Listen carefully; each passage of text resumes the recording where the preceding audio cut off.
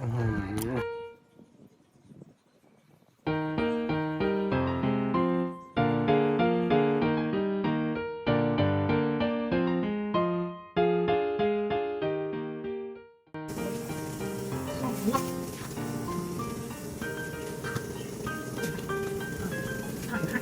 จนกว่าหนังหมูจะใช้เนี่ยแล้วเดี๋ยวผมก็ลองไปกันถ้าเดี๋ยวผมจะเลือก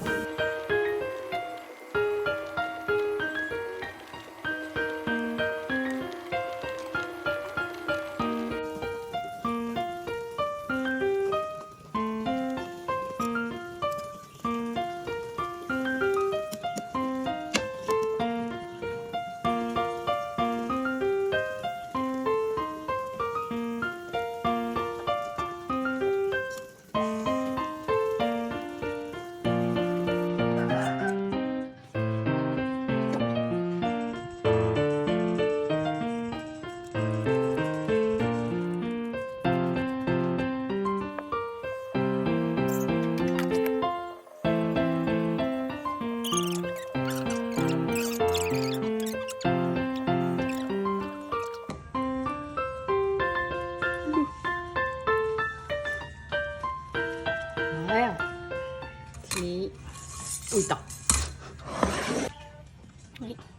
เป็นน้ำส้มสายชูใช่หรอมี2 ช้อนครึ่ง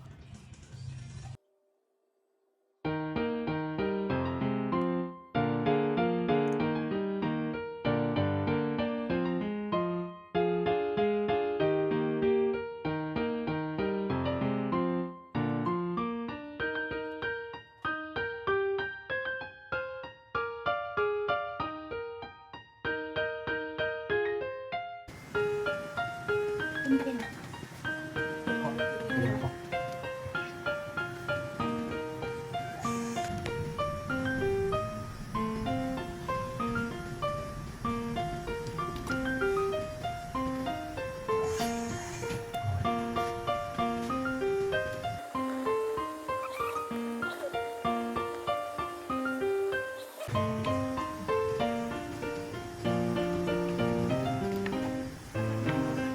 อุ้ย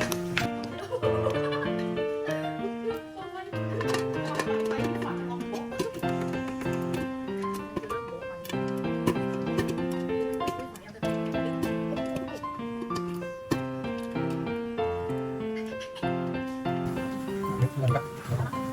ไม่ใช่อะไรคะอะไรคะที่โทรมาคุยเหรอเอาเหรอ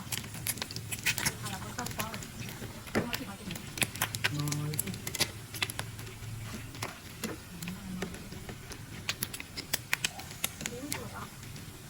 ไม่ทีนี้สวยอ่ะเอาไอ้สวยกว่าเอาสีแบบนี้นะคะ